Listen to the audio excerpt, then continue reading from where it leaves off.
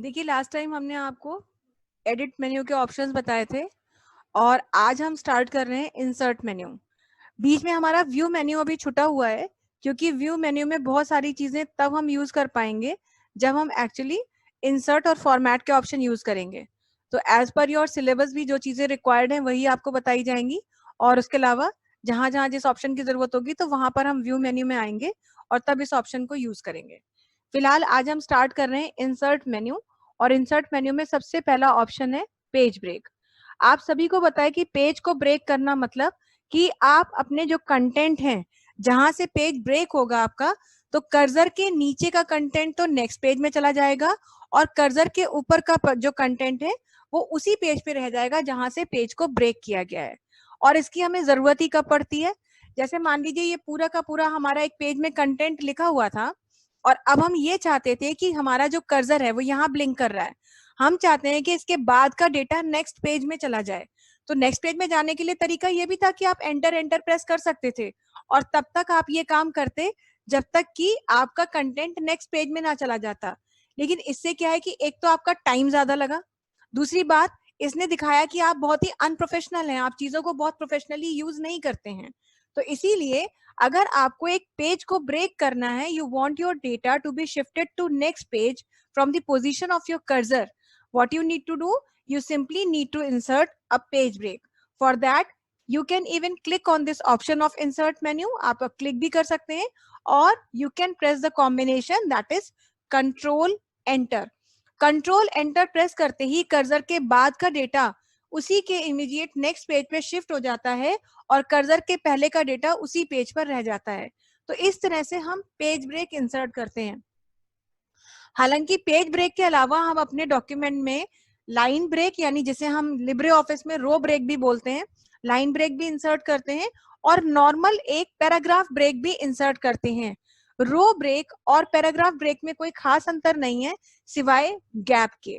रो break का मतलब ये है कि आपका कंटेंट नेक्स्ट लाइन से आएगा लेकिन कम गैप होगा दोनों रोज के बीच में, और अगर आप जिसको हम लाइन दो लिखी हुई इनके बीच का गैप कम होगा। लेकिन अगर आप पैराग्राफ ब्रेक लगाएंगे तो भी आपका कंटेंट नेक्स्ट लाइन से ही शुरू होगा लेकिन दोनों लाइनों के बीच का गैप ज्यादा होगा। तो ये नॉर्मली हम एक्सेल में सॉरी एमएस वर्ड में भी करते थे और यहाँ भी करेंगे। तो यहाँ पर अगर आप ये काम करना चाहते हैं और हम चाहते हैं हमारा डेटा यहाँ से रो ब्रेक हो जाए, जैसे मेरा कर्सर यहाँ ब्लिंक कर रहा है और हम यहाँ से रो ब्रेक करना चाहते हैं, तो रो ब्रेक करने के लिए आप या तो यूज करेंगे इंसर्ट मेन्यू में आएंगे और यहाँ से मोर ब्रेक के ऑप्शन में आएंगे और कह देंगे इंसर्ट, यहाँ मैनुअल ब्रेक करेंगे तो आपका नॉर्मल आएगा। ये देखिए रो ब्रेक का ऑप्शन है, तो या तो आप ये करेंगे या फिर आप शिफ्ट के साथ एंटर की भी प्रेस कर सकते हैं। शिफ्ट के साथ एंटर की प्रेस करने पर देखिए अब ये रो ब्रेक हो गई। हमारी जो ये कर्सर के बाद की लाइन थी वो नेक्स्ट लाइन से शुरू हुई लेकिन यहाँ पर गैप जो है वो दोनों लाइनों के बीच में कम है। जबकि अभी यही चीज अब हम आपको पैराग्राफ ब्रेक करके दिखा रहे हैं। पैराग्राफ एक नॉर्मल मैनुअल ब्रेक होता है आपका, जैसे ही आपको ये करना होगा आप सिर्फ एंटर की भी प्रेस कर सकते हैं। तो आप एंटर की करके ये आपका मैनुअल हो गया और ये दो लाइनों के बीच के गैप को ज्यादा रखता है। प्लस रो ब्रेक करने पर कर्सर के पहले की लाइन अलाइनमेंट के अकॉर्डिंग स्पेसेस को मेंटेन करती है, जबकि पैराग्राफ ब्रेक करने पर कर्सर के पहले की लाइन पर कोई फर्क नहीं पड़ता, वो जैसी रहती है क्योंकि हमें चाहिए भी ऐसा ही है तो उस पर कोई फर्क नहीं पड़ता और हम ऑटोमेटिकली नेक्स्ट लाइन में आ जाते हैं। तो यही काम करने के लिए देखिए आपको सारे ऑप्शन दिए हुए हैं। Control enter is for page break, आप मोर ब्रेक्स में आएंगे तो row break is for shift enter and manual break अगर आप करते हैं तो वही आपका पैराग्राफ ब्रेक है जिसे कि हम एंटर की प्रेस करके भी यूज करते हैं। तो एंटर की पैराग्राफ ब्रेक के लिए यूज होती है, शिफ्ट एंटर रो ब्रेक के लिए यूज होती है और कंट्रोल एंटर पेज ब्रेक के लिए यूज होती है। हालांकि इसके अलावा एक तरीके का ब्रेक और आप यूज करते हैं that is column break. Column break हम तब यूज करते हैं जब हमने अपने किसी पैराग्राफ या बहुत सारे पैराग्राफ्स को दो या दो से ज्यादा कॉलम में डिवाइड किया हुआ है और उसके बाद अब कॉलम्स में लिखने के बाद हमें अगली लाइन से एक नॉर्मल पैराग्राफ चाहिए, एक नॉर्मल डेटा लिखना है। क्योंकि जब आप एक बार कॉलम में लिखना शुरू कर देते हैं तो उन कॉलम से आप बाहर नहीं आ पाते जब तक कि आप उन कॉलम को ब्रेक ना करें। तो कभी अगर ऐसी कोई सिचुएशन है और आप कॉलम्स को ब्रेक करके नॉर्मल पैराग्राफ लिखना चाहते हैं, तब आप कॉलम ब्रेक इंसर्ट करते हैं और उसके लिए आपके पास यहाँ पर ऑप्शन है मोर ब्रेक्स में इंसर्ट कॉलम ब्रेक। फिलहाल अभी हमने कॉलम में डेटा लिखा ही नहीं है, इसलिए हम उस चीज को जज नहीं कर पाएंगे कि क्या ऐसा हो रहा है। लेकिन होता यह है कि जैसे हम मान ले, हम आपको आगे बताएंगे कि कैसे कॉलम में किया जाता है जब ऑप्शन आएगा, लेकिन फिलहाल मान लीजिए ये हमारा डेटा था जो कि कॉलम्स में लिखा था। हमने कॉलम्स में लिखने का मतलब है जैसे आप न्यूज़पेपर में पढ़ते हैं, एक कॉलम खत्म हुआ तो अगले कॉलम में बढ़ गए, अगला कॉलम खत्म हुआ तो तीसरे में बढ़ गए, ऐसे 2 3 4 कॉलम में आप लिख सकते हैं। सपोज हमने ये 2 कॉलम में डेटा लिखा था और अब हम चाहते हैं कि कर्सर हमारा जब एंटर करें तो नए पैराग्राफ की शुरुआत करें। तो ऐसे केस में आप कॉलम के एंड पे अपना कर्सर रखेंगे और मोर ब्रेक्स में आके कह देंगे insert column break. Control shift enter इसका आपका शॉर्टकट होता है। आप जैसे ये करेंगे, ना केवल कर्सर आपका न्यू लाइन पे आएगा, बल्कि अब वो कॉलम से बाहर आ चुका है, तो अब आप एक नॉर्मल पैराग्राफ की तरह अपने डेटा को लिख सकते हैं। तो इस तरह से आप मैनुअल ब्रेक यानी पैराग्राफ ब्रेक, रो ब्रेक यानी कि लाइन ब्रेक, पेज ब्रेक और कॉलम ब्रेक इंसर्ट कर सकते हैं। इसके बाद में नेक्स्ट हमारा ऑप्शन है यहाँ पर इमेज। ऑब्वियसली अपने डॉक्यूमेंट में काम करते समय number of times it happens कि आपको कोई इमेज या पिक्चर चाहिए होती है, तो आपको जहां भी पिक्चर इंसर्ट करनी है, आप सबसे पहले तो अपना कर्सर वहां रखेंगे और उसके बाद इंसर्ट इमेज के ऑप्शन पे जाएंगे। जैसे ही आप इस ऑप्शन का यूज करेंगे, ये आपको बाय डिफॉल्ट पिक्चर्स फोल्डर में ही ले जाएगा। ऑब्वियसली ये तो आप ही को पता होगा कि आपको कौन सी पिक्चर चाहिए, तो वो पिक्चर आप वहां से सिलेक्ट कर सकते हैं उस लोकेशन पे जाके। मान लीजिए हमें भी यहीं से कोई पिक्चर चाहिए थी, सपोज ये पिक्चर हमें चाहिए, तो हमने इसको सिलेक्ट किया और इस पर ओपन ऑप्शन पर क्लिक कर दिया। जैसे हम क्लिक करेंगे, कर्सर की पोजीशन पर ना केवल ये पिक्चर आई, बल्कि साथ ही साथ यदि आप ध्यान दें तो एक और टूल बार भी यहाँ पर आ गई, जो कि पिक्चर से रिलेटेड ऑप्शंस की ही टूल बार है। और इसमें बहुत सारे ऑप्शंस हैं। जैसे सबसे पहले तो एंकर का ही ऑप्शन है। एंकर का मतलब पेज पर इसे किस पोजीशन में रखना है। तो बाय डिफॉल्ट ये आपको 2 पेज ही देता है। 2 पेज का मतलब है पेज पर ये आपको एंकर करके रखता है, सबसे ऊपर आपको दिखाता है। उसके अलावा अगर आप चाहें तो 2 पैराग्राफ यानी पैराग्राफ के साथ एडजस्ट करके देता है, जो उसके जस्ट आफ्टर लिखा हुआ है पैराग्राफ पे दिखा रहा है। अगर आप 2 कैरेक्टर कर देंगे तो कैरेक्टर की तरह से इसको देखिए, इसकी पोजीशन आप चेंज कर सकते हैं। और एज कैरेक्टर कह देंगे तो आप इसको इजीली कहीं पर भी ड्रैग करके रख सकते हैं। लेकिन देखिए ड्रैगिंग में क्या हो रहा है कि जब आप जैसे एक डेटा आप लिखते हैं और अगर आप उस डेटा को नीचे शिफ्ट करते हैं, एंटर एंटर प्रेस करके ही नीचे शिफ्ट करेंगे, तो क्या होता है कि वो गैप बनता चला जाता है। तो ऐसे ही अगर हम पिक्चर को देखिए नीचे ड्रैग कर रहे हैं, तो एज कैरेक्टर करने पर डेटा ऊपर नहीं आ रहा, टेक्स्ट ऊपर नहीं आ रहा, बल्कि गैप बनता जा रहा है। तो एज कैरेक्टर करने पर ये फर्क है। और 2 कैरेक्टर कर देंगे तो देखिए अगर आप इसे ड्रैग भी करेंगे तो डेटा जो है, कंटेंट जो है ऊपर चला जाएगा। तो ये आपके एंकरिंग के ऑप्शन होते हैं। जरूरी नहीं कि आप इन्हें यूज करें, अगर आपको जरूरत है तो इनको आप यूज कर सकते हैं। जो भी पिक्चर आपने इमेज या पिक्चर इंसर्ट की है, यदि आप चाहते हैं उस इमेज के साथ में पैराग्राफ को आप प्रॉपरली एडजस्ट करना, जो पैराग्राफ लिखा है उसके साथ इमेज को आप एडजस्ट करना चाहते हैं, तो उसके लिए आपके पास रैपिंग के ऑप्शन होते हैं। रैपिंग का मतलब ही है टेक्स्ट के साथ पिक्चर की रैपिंग, पिक्चर किस तरह से लगी हो, टेक्स्ट मतलब पैराग्राफ के साथ। और इसके लिए भी आपको यहाँ पर ही तुरंत बहुत सारे ऑप्शंस दिए रहते हैं। सबसे पहले हम पिक्चर का थोड़ा साइज कम कर देते हैं, तो हमें थोड़ा ज्यादा अच्छे से ये ऑप्शन समझ में आएंगे। साइज कम करना है तो पिक्चर पे क्लिक करते हैं, तो देखिए चारों तरफ ये सिलेक्शन पॉइंट्स बन जाते हैं। आपको पिक्चर की विड्थ कम करनी है तो यहाँ से या यहाँ से पॉइंटर को रख करके आप अंदर की तरफ ड्रैग करेंगे बटन को प्रेस करके, तो देखिए विड्थ कम हो रही है।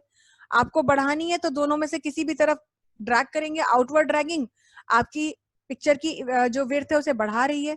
ऐसे ही हाइट बढ़ानी है तो ऐसे कर लेंगे, कम करनी है तो ऐसे कर देंगे। दोनों चीजें एक साथ बढ़ानी है घटानी है तो डायगोनल्स में जाएंगे, चारों में से किसी भी एक डायगोनल ऑप्शन बटन पे चले जाएंगे। अंदर ड्रैग करेंगे तो हाइट और विड्थ एक साथ कम होगी, और बाहर ड्रैग करेंगे तो हाइट और विड्थ एक साथ बढ़ेगी। तो ये हमने इमेज का साइज थोड़ा सा छोटा किया है। और अब हम यूज करने जा रहे हैं इसका ये वाला option, wrap off. Wrap off का मतलब है कि यहाँ पर कोई रैपिंग नहीं हो रही है। अब नेक्स्ट हमने कहा पेज रैप। पेज रैप का मतलब ये है कि पैराग्राफ उसके चारों तरफ इस तरह से लग गया करके। और कहीं भी आप एडजस्ट करेंगे तो देखिए डेटा अकॉर्डिंगली एडजस्ट हो रहा है। नेक्स्ट हमारा है optimal page wrap. Optimal page wrap में इधर देखिए जैसे पिक्चर हमारी इस तरफ ज्यादा है तो डेटा इस तरफ शिफ्ट हो गया। उसके अलावा मतलब ये ऑटो एडजस्टमेंट है, आपको चेंज नहीं कर रहे हैं। नेक्स्ट फिर है आपका रैप लेफ्ट।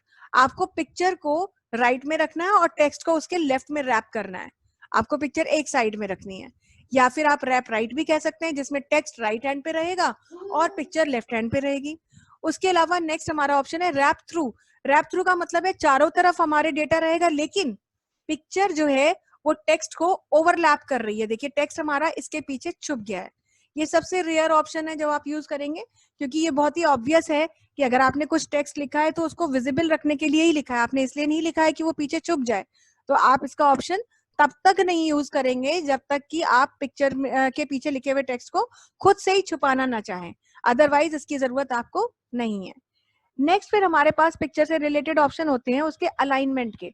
जैसे यहाँ पर हैं ये अलाइनमेंट के सारे ऑप्शंस। आप इमेज को लेफ्ट में रखना चाहते हैं पेज के, आप हॉरिजॉन्टल सेंटर में रखना चाहते हैं, या आप राइट में रखना चाहते हैं, और इसी तरीके से आप अपवर्ड रखना चाहते हैं कि यहाँ पर पेज के बीचों बीच रखना चाहते हैं, पेज का मतलब पैराग्राफ के, और या फिर आप उसको जो है राइट हैंड पे बॉटम में रखना चाहते हैं। तो इतने सारे तरीके हैं पैराग्राफ के साथ ही एडजस्टमेंट के, जो आपको जरूरत हो, जो आपको पसंद हो, वो आप यूज कर सकते हैं। उसके बाद में नेक्स्ट हमारा ऑप्शन है यहाँ पर ब्रिंग टू फ्रंट। एक्चुअली ये जितने भी ऑप्शंस हैं ये हम तब यूज करते हैं जब हम ओवरलैपिंग ऑब्जेक्ट्स को यूज कर रहे हो। ओवरलैपिंग ऑब्जेक्ट्स का मतलब ये है कि जब आप दो या दो से ज्यादा इमेजेस या ऑब्जेक्ट्स को एक साथ रख रहे हैं। तो हम आपको जब शेप्स इंसर्ट करना सिखाएंगे तब हम इसका यूज बताएंगे, क्योंकि अभी तो फिलहाल हमने एक इमेज ही रखी हुई है तो उसमें ओवरलैप कुछ हो ही नहीं सकता। तो फिलहाल लेकिन जब हम आगे आएंगे तो आपको ये ऑप्शंस का यूज बताएंगे। ये सारे हमारे जो हैं ये ओवरलैपिंग ऑब्जेक्ट्स के लिए हैं। नेक्स्ट हमारा ऑप्शन है बॉर्डर। ये पिक्चर हमने दी हुई है, अगर हम इसको बॉर्डर देना चाहें, जैसे देखिए अभी इसका कोई बॉर्डर नहीं है, आप क्लिक करें तो इसका अपना कोई बॉर्डर नहीं है, तो इस पिक्चर को बॉर्डर देना चाहते हैं तो यहाँ से बॉर्डर के इतने सारे ऑप्शन है। कोई बॉर्डर नहीं देना, केवल लेफ्ट में देना है, केवल राइट में देना है, राइट लेफ्ट में देना है, केवल ऊपर देना है, केवल नीचे देना है, टॉप बॉटम देना है, या चारों तरफ ऑल बॉर्डर। हमें चारों तरफ देना है तो देखिए ये हमने चारों तरफ दे दिया। अभी हम आपको इस चीज को गैप बना दिया हमने, ये ऐसे दिखा रहे हैं। तो अभी देखिए इस पिक्चर के चारों तरफ ये बॉर्डर अप्लाई हो गया है। अब ये बॉर्डर कैसा दिखेगा वो भी आप डिसाइड कर सकते हैं, ये तो डिफॉल्ट स्टाइल है। बॉर्डर को कैसा दिखाना चाहते हैं, इतने सारे स्टाइल्स हैं लाइन के, आप ऐसा दिखाना चाहते हैं। फिर उसमें भी आप लाइन के स्टाइल के बाद में अब नेक्स्ट आप उसका कलर भी दे सकते हैं, कैसे कलर का बॉर्डर रखना चाहते हैं एक बार फिर से ये भी आपकी मर्जी हो सकती है। ये देखिए उसके अलावा बैकग्राउंड में कलर क्या फिल करना चाहते हैं, तो देखिए पिक्चर के पीछे बैकग्राउंड जो थी उसमें भी कलर फिल हो गया। तो इतनी सारी चीजें आप यूज कर सकते हैं। इसके बाद में नेक्स्ट हमारा ऑप्शन है यहाँ पर, ये नेक्स्ट टूल बार है और ये फिल्टर मतलब नेक्स्ट सेक्शन है हमारा, और ये फिल्टर है। फिल्टर का मतलब इमेज को और कई तरीके से, आप जैसे आप लोग मोबाइल में फिल्टर ऑप्शंस होते हैं और आप बहुत तरीके के इफेक्ट्स दे लेते हैं, ऐसे ही यहाँ पर भी फिल्टर ऑप्शन आपको इमेज के लिए दिया हुआ है। क्या फिल्टर कर सकते हैं, सबसे पहला ऑप्शन है आपका यहाँ पर इनवर्ट। इनवर्ट का मतलब होता है पिक्चर को रिवर्स में कर दीजिए, यानी जो कलर डार्क है वो लाइट हो जाएगा, जो कलर लाइट है वो डार्क हो जाएगा। और ये कंप्लीटली डिपेंड करता है पिक्चर में यूज किए गए कलर्स के ऊपर। इसमें हमारी अपनी कोई इंटरवीनिंग नहीं है कि हमने ऐसा नहीं कहा कि ये ब्लू कलर से हो जाए। ये बाय डिफॉल्ट था कि जैसे कलर्स यूज हुए उसमें जो डिफाइंड स्कीम्स पड़ी हैं कि इस कलर को इसमें चेंज करो, इस कलर को इसमें चेंज करो, उसी के अकॉर्डिंग ये इन्वर्ट होगा। हमारा इसमें अपना कोई चॉइस नहीं है। इन्वर्ट के बाद में नेक्स्ट फिल्टर हमारा है यहाँ पर, ये दूसरा ऑप्शन आपको दिया हुआ है स्मूथिंग का। तो पिक्चर कोई स्मूथ आपको देखनी है, अब ये बहुत ज्यादा आप इसमें इफेक्ट्स नहीं देख पाएंगे क्योंकि एक्चुअली तो ये इतना चीजें यूज ही नहीं होनी, लेकिन फिर भी आप स्मूथ रेडियस करना चाहते हैं तो यहाँ थोड़ी सी हमने वैल्यू बढ़ा दी है और ओके कर दिया है। तो बहुत ही माइन्यूट सा डिफरेंस आएगा उस पिक्चर के रेडियस पर पिक्चर का रेडियस ही हमारे लिए लोकेट करना बहुत मुश्किल है। तो जरूरी नहीं कि हर ऑप्शन को आप मैनुअली देख पाए कि हाँ ये चीजें अप्लाई हो रही हैं। नेक्स्ट हमारा फिर यहाँ पर है शार्प, पिक्चर को और शार्प करना है। ये पिक्चर और शार्प हो गई। अब इसमें शार्प में ये हुआ कि बैकग्राउंड सबसे लाइट थी तो बैकग्राउंड भी और ज्यादा ब्राइट हो गई, डार्क हो गई, तो ये उसने शार्प कर दिया। नेक्स्ट फिर हमारा है यहाँ पर रिमूव नॉइज। रिमूव नॉइज का मतलब है जो कलर्स एक्स्ट्रा उसको लगते हैं उनको वो आपके लिए रिमूव कर देता है, हटा देता है। तो हमने यहाँ पे एक्स्ट्रा कलर यही लगाया था, एक बैकग्राउंड का कलर लगाया था तो उसने उसको रिमूव कर दिया और ब्लैक कलर से रिप्रेजेंट कर दिया। फिर नेक्स्ट आपको सोलराइजेशन है, तो सोलराइजेशन में अब आपको यहाँ पे थ्रेशोल्डिंग दिखाता है।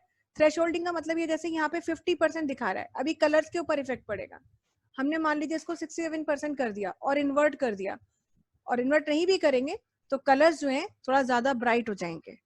तो ये कलर्स के ऊपर काम करने के लिए है। इसके बाद में नेक्स्ट फिर है एजिंग, ये भी कलर्स के लिए होता है।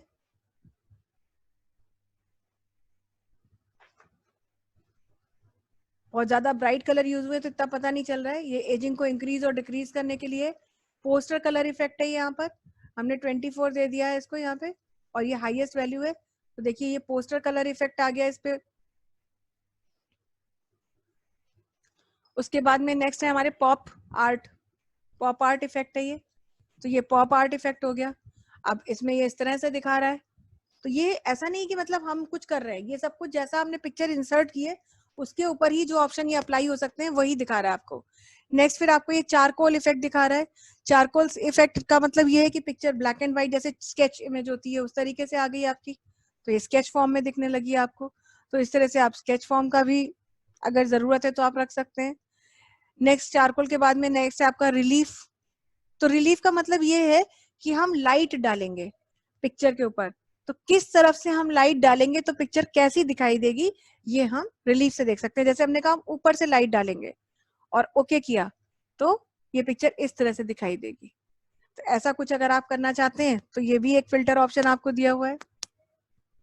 और लास्ट इसमें आपको दिया हुआ है मोज़ेक। मोज़ेक में आप पिक्चर को टाइल्स के फॉर्म में देखते हैं। अब ये एक बार फिर से आपकी मर्जी, आप कितने टाइल्स के फॉर्म में देखना चाहते हैं।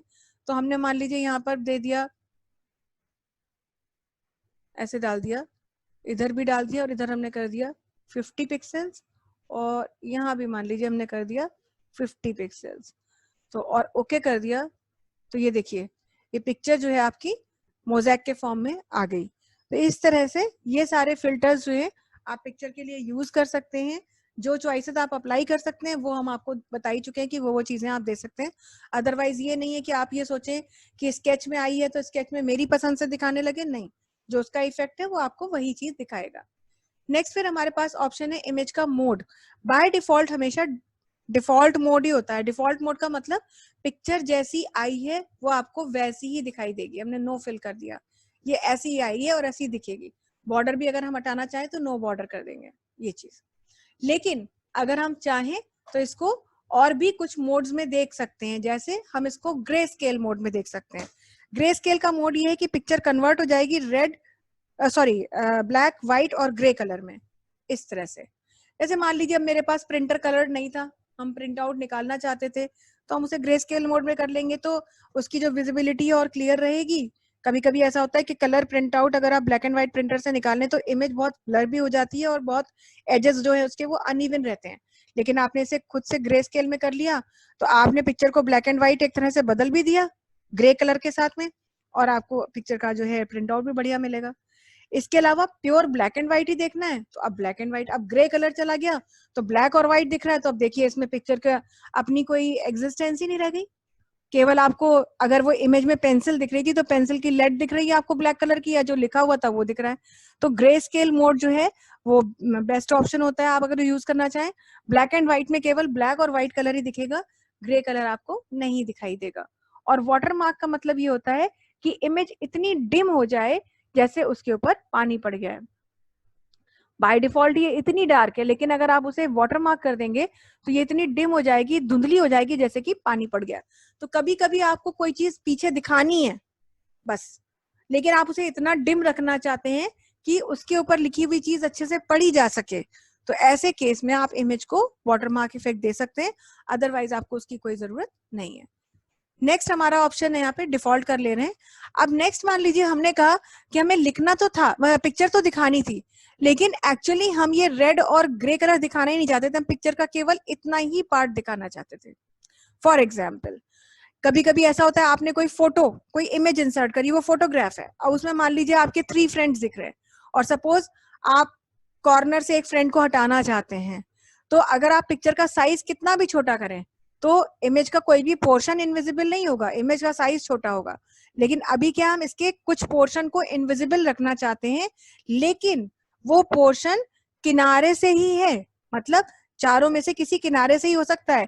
ये नहीं कि हम नंबर 1 टीचर यहाँ लिखा हुआ है तो ये हट जाए, नहीं, इधर से, ऊपर से, नीचे से या राइट हैंड से ही हम रिमूव कर सकते हैं। तो जैसे हम यहाँ पिंक और ग्रे कलर नहीं दिखाना चाहते हैं इसका, तो यहीं से हम कह देंगे इमेज के लिए क्रॉप इमेज।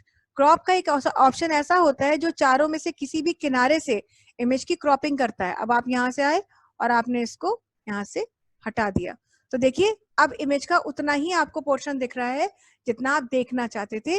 किसी को देख के अंदाजा भी नहीं लगेगा कि इस इमेज में कुछ और भी था। और बेस्ट पार्ट क्रॉपिंग का ये होता है कि एक बार अगर आपने इमेज को क्रॉप कर लिया तो कभी भी जीवन में, आज या 2 साल बाद भी, आप उसे अनक्रॉप कर सकते हैं। कैसे करेंगे? फिर इसी पे क्लिक करेंगे और यहाँ पर आएंगे और जब आप इसे एक्सपैंड करेंगे तो देखिए आप इसके पोर्शन को अनक्रॉप करके देख पा रहे हैं। तो जितना आप देखेंगे मतलब आपको पता चलता रहेगा, थोड़ा थोड़ा क्रॉप अनक्रॉप करिए कि हाँ ये इमेज अनक्रॉप हो गई। तो इस तरह से आप क्रॉपिंग या अनक्रॉप करके भी अपनी इमेज को देख सकते हैं। आपको जो भी इमेज दिख रही है, मान लीजिए हमने कहा कि इस पिक्चर को हम मतलब इसको मूवमेंट देना चाहते थे, लेकिन हम इसकी टिल्टिंग करना चाहते थे, तो उसके लिए आपके पास हॉरिजॉन्टल और वर्टिकल ऑप्शन होते हैं। आप फ्लिप करना चाहते हैं पिक्चर को वर्टिकल, यानी ऊपर की चीज नीचे और नीचे की चीज ऊपर, ये देखिए तो पिक्चर फ्लिप हो गई।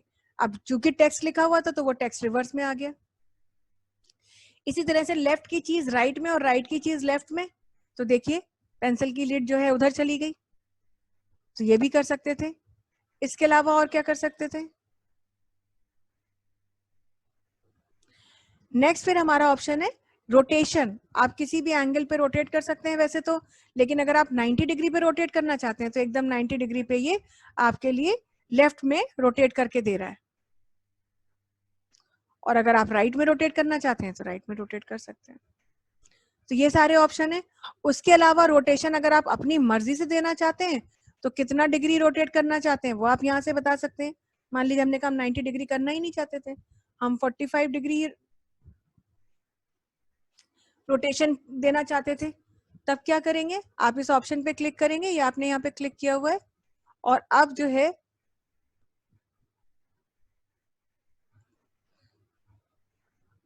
यहाँ पर पॉइंटर रखेंगे ऐसे चारों में से किसी भी कोने पर, और आप इसे अपने हिसाब से जितना भी रोटेट करना चाहते हैं उतना रोटेट कर सकते हैं। तो इस तरह से आप अपनी मर्जी से भी इसको रोटेट कर सकते हैं। अंडू कर दे रहे हैं। रोटेशन के बाद नेक्स्ट हमारा ऑप्शन है ट्रांसपेरेंसी। ट्रांसपेरेंसी का मतलब ये कि देखिए जैसे बाय डिफॉल्ट जो पिक्चर है उसके ओरिजिनल कलर ये हैं, और सपोज आपने पिक्चर को इस टेक्स्ट के ऊपर रख दिया, इस पैराग्राफ के ऊपर आपने इसको रख दिया, जाहिर सी बात है कि ऊपर पिक्चर आ गई तो टेक्स्ट पीछे चला गया।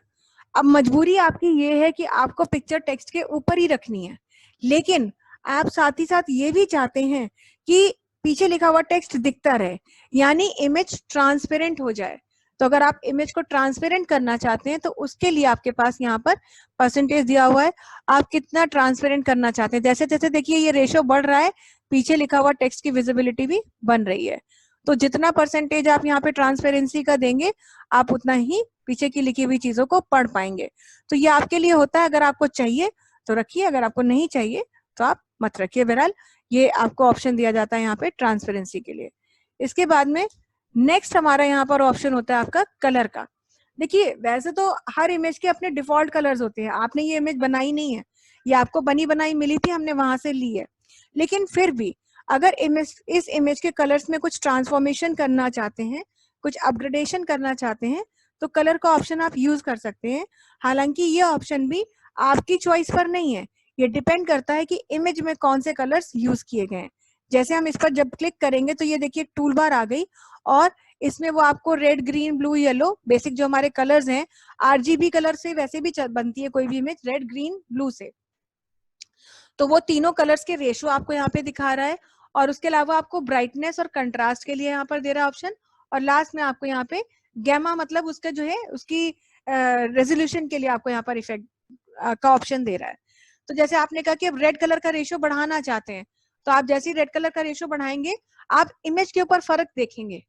ग्रीन कलर का रेशियो बढ़ा रहे हैं तो देखिए इमेज के कलर्स, और अब ब्लू कलर का रेशियो बढ़ा रहे हैं तो अकॉर्डिंगली कलर्स जो है हमारे इसके चेंज हो रहे हैं। ठीक है, इस तरह से ये चीजें जो है हम यहाँ पर कर रहे हैं। अब नेक्स्ट क्या है हमारा, इसके बाद में यहाँ पर नेक्स्ट है आपका ब्राइटनेस। अगर आप ब्राइटनेस को बढ़ाना चाहते हैं इमेज की, तो यहाँ से आप ब्राइटनेस इंक्रीज कर सकते हैं, या फिर आप चाहें तो ब्राइटनेस को डिक्रीज भी कर सकते हैं। ये नहीं कि आप 0 से नीचे नहीं जा सकते, आप ब्राइटनेस को डिक्रीज करके इमेज को डिम भी कर सकते हैं। इसी तरह से कंट्रास्ट अगर आप बढ़ाना चाहते हैं तो कंट्रास्ट बढ़ा सकते हैं और डिक्रीज कर सकते हैं, और गैमा उसके रेजोल्यूशन के लिए है तो इसको आप यहाँ से इंक्रीज या फिर डिक्रीज कर सकते हैं। इस तरह से देखिए, तो एक पिक्चर जो है आप देखिए कैसी बन के आई थी, और अगर आप अपनी मर्जी से चाहें तो उसको कैसा कर सकते हैं, ये आपकी अपनी चॉइस पर, आपकी रिक्वायरमेंट पे डिपेंड करता है। कोशिश आप ये करें कि चीजों को आप जैसा रखना चाहें, वो तो आपकी मर्जी है, लेकिन यूजुअली हमें ये ऑप्शन मतलब तभी यूज करने हैं जब बिल्कुल जरूरी हो, अदरवाइज इनकी हमें कोई भी जरूरत नहीं है।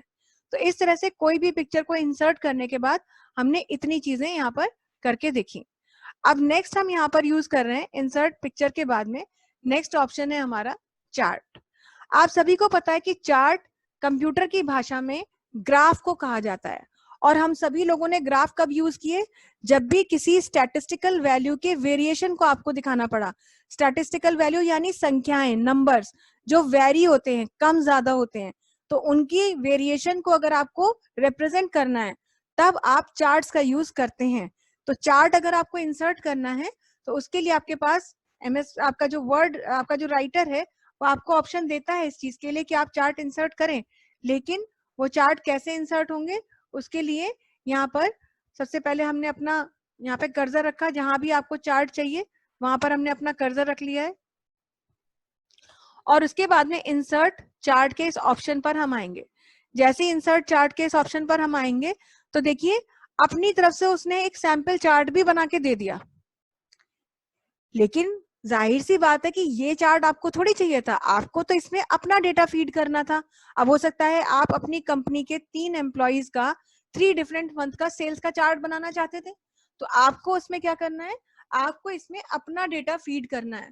तो अपने डेटा को फीड करने के लिए आप क्या करेंगे, यहाँ पर आप चार्ट पे पॉइंटर रख करके जैसे यहाँ पे है, अब ये देखिए रो 1 लिखा हुआ है यहाँ पर, तो रो 1 का मतलब ये रो दिखा रहा है आपको, और यहाँ पर जो है आपको ये कॉलम्स दिखा रहा है, और कॉलम्स के थ्रू ये बता रहा है कि ब्लू और रेड और येलो जो है ये कॉलम्स की वैल्यू को रिप्रेजेंट करेंगे, और रो बता रहा है आपको कि ये जो है आपकी ये आपकी हॉरिजॉन्टल वैल्यू होती है। तो यहाँ पर आप वैल्यू लिखते हैं, यहाँ पर आपका जो है जो वैल्यूज आप रिप्रेजेंट कर रहे हैं, तो ये 2-2 के गैप से आपको वैल्यू दिखा रहा है। तो ये दिखा तो सब कुछ रहा है, लेकिन एक्चुअली हमें क्या करना है, हमको तो भाई अभी वैल्यू डालनी है। खैर डालनी कैसी है वो तो भी बताएंगे, इसमें क्या चीज रखनी है और क्या चीज नहीं रखनी है वो भी हम यहाँ से अपनी मर्जी से रख सकते हैं। जैसे यहाँ पे देखिए लेजेंड का ऑप्शन है, ये हिस्सा हमारे चार्ट का लेजेंड कहलाता है। लेजेंड अगर आपको रखना है तो ठीक है, अगर आपको नहीं रखना है तो इसी पे क्लिक करके आप लेजेंड्स रिमूव कर सकते हैं, है ना। ऐसे ही फिर आपको यहाँ पर ये लेजेंड का ऑप्शन दे रहा है एक और तरीके से कि आपको दिखाएगा। अब यहाँ पर क्या है, लेजेंड को हम फॉर्मेट कर रहे हैं, या फॉर्मेटिंग का ऑप्शन हम आपको आगे बताएंगे। ये हॉरिजॉन्टल ग्रिड्स हैं, हॉरिजॉन्टल ग्रिड्स हैं, नहीं रखनी तो देखिए बैकग्राउंड से लाइन चली गई, रखनी है तो आ गई। ऐसे ही वर्टिकल ग्रिड रखनी है तो आ गई, नहीं रखनी है तो चली गई। एक्स एक्सिस, ये जो नीचे आप देख रहे हैं ये एक्स एक्सिस है आपकी, तो ये एक्स एक्सिस के लिए दिखा रहा है, यहां से हम ये हटा दे रहे हैं, ये भी हटा दे रहे हैं, ये भी हटा दे रहे हैं। एक्स एक्सिस पे जैसे ही क्लिक किया तो ये बता रहा है कि एक्स एक्सिस में आपको स्टाइल कैसे देखना है, तो वो इतना सारा स्टाइल वगैरह सब दिखा रहा है। आप कलर वलर अगर कुछ चेंज कर देंगे तो वैल्यूज जो आएंगी वो आपकी उस कलर से आ सकती हैं, जो भी कलर आप फॉर्मेट करेंगे। मगर एक्चुअली हमारा क्या है, ये सब समस्या हमारी नहीं है, ये चार्ट तो चलो हम कर ही लेंगे। प्रॉब्लम ये है कि हमको ये डेटा फीड करना है, यानी डेटा हमको अपने हिसाब से फीड करना है इसके अंदर। तो वो डेटा हम यहाँ पर कैसे फीड करेंगे, हमारे लिए हमको ये देना है। तो यहाँ पर क्या क्या चीजें आपको देनी है वो देखिए, इंसर्ट मेन्यू में अपने आप ऑप्शन आ जाता है। जैसे आप इस इंसर्ट मेन्यू में आएंगे तो सारी चीजें आपको दिखाई देंगी। एक बार फिर से ये चार्ट हम डिलीट कर रहे हैं और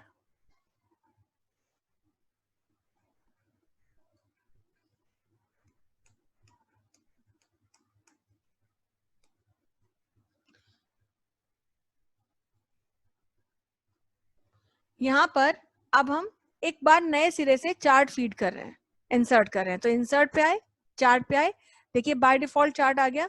अब हमें यहाँ क्या फीड करना है, टाइटल। अगर हम लिखना चाहते हैं तो टाइटल पे क्लिक किया और टाइटल पे क्लिक करने के बाद पूछ रहा है कि क्या लिखना चाहते हैं। तो हमने मान लीजिए कह दिया कि हम लिखना चाहते थे सेल्स रिपोर्ट, तो यहाँ पे सेल्स रिपोर्ट लिख दिया। सब टाइटल अगर देना है तो दे दीजिए। तो मान लीजिए हमने कह दिया for financial year 2020-21। Ex access में आप यहाँ पर क्या लिखना चाहते हैं, तो यहाँ पर हमने मान लीजिए लिख दिया एम्प्लॉय नेम लिखने, यहाँ पर लिखने हमें नेम्स। और वाई एक्सेस में क्या लिखना चाहते हैं, वाई एक्सेस में हम लिखना चाहते हैं सेल इन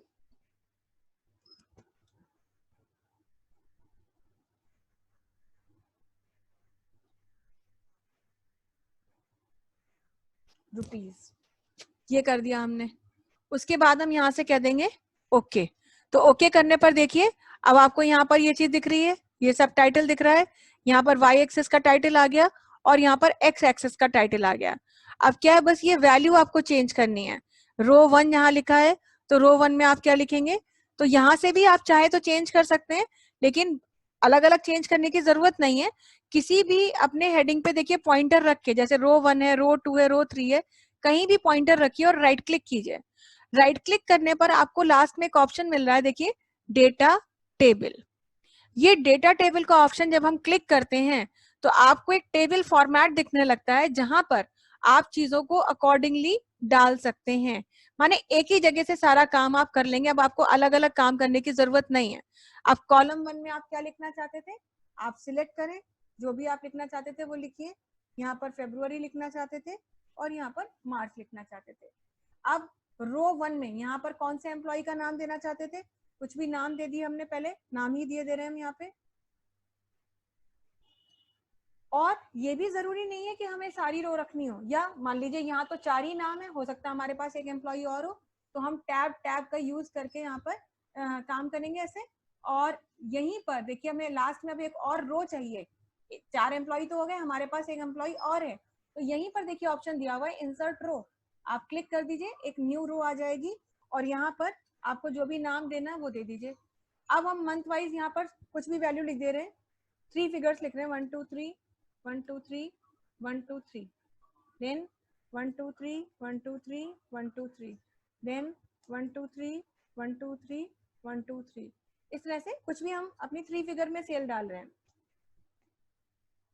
और जैसे जैसे हम डेटा देखिए फीड कर रहे हैं, बैकग्राउंड में आप देख रहे होंगे कि आपकी जो वैल्यूज हैं वो अकॉर्डिंगली अपडेट हो रही हैं। और जब सारा काम आपका हो जाए तो आप क्लोज कर दीजिए। क्लोज करने से क्या हुआ कि अब देखिए पूरा चार्ट आपका बन करके आ गया। आपको यहाँ पे एक्सेस की वैल्यूज भी आ गई, सब कुछ आपको अकॉर्डिंगली हो गया, सारा काम हो गया।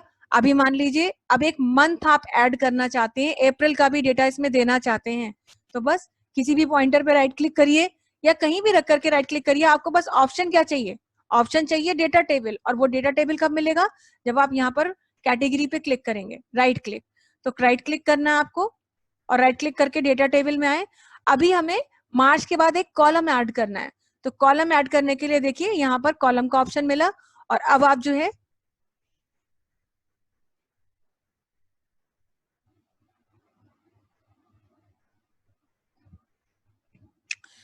यहाँ पर हमें कॉलम यहाँ पे मिल गया है, लेकिन हम यहाँ नहीं चाहते हैं, तो ये कॉलम हम यहाँ से फिलहाल डिलीट करेंगे और हम यहाँ पे रहे, मार्च वाले कॉलम में रहे। और इसके बाद हमने कह दिया insert text right, insert series. ये देखिए तो यहाँ पर एक और कॉलम ऐड हो गया, सीरीज 4। और यहाँ क्या लिखना चाहते हैं आप, यहाँ लिखना चाहते हैं अप्रैल। और अब आप इसकी वैल्यू जो भी आप लिखना चाहते हो, 1 2 3 1 2 3 1 2 3 1 2 3 एंड 1 2 3। और जैसे ही आप क्लोज करेंगे तो देखिए ये सारी चीजें आपको दिखा रहा है। तो इस तरह से आप चार्ट इंसर्ट करते हैं। हालांकि चार्ट के ऊपर अभी और भी टास्क हैं, वो हम आगे अगली क्लास में पढ़ेंगे। और इतनी चीजें आप ट्राई करके देख लीजिएगा, खासतौर से ब्रेक्स वगैरह पे देख लीजिएगा। और एक बार जो है प्लीज कोई भी एक जना जो आप लोगों के जो राइट बुक आपको दी गई है, हमारे पास क्योंकि बुक नहीं है, तो जो राइटर का आपका जो इंडेक्स वाला पार्ट है, सिलेबस जो बुक के स्टार्टिंग में, केवल राइटर का आप मुझे स्क्रीनशॉट प्लीज फोटो देकर के कोई भी एक जन भेज दीजिएगा, मेरे नंबर पे भेज दीजिएगा प्लीज। तो मैं जरा देख लूंगी कि आपके सिलेबस में क्या क्या चीजें हैं, हम कंसल्ट कर लेंगे एक बार। ठीक है, आज के लिए इतना ही रखते हैं। इतना आप लोग ट्राई करके देखिएगा, कोई प्रॉब्लम है तो बताइएगा। That's all for the day.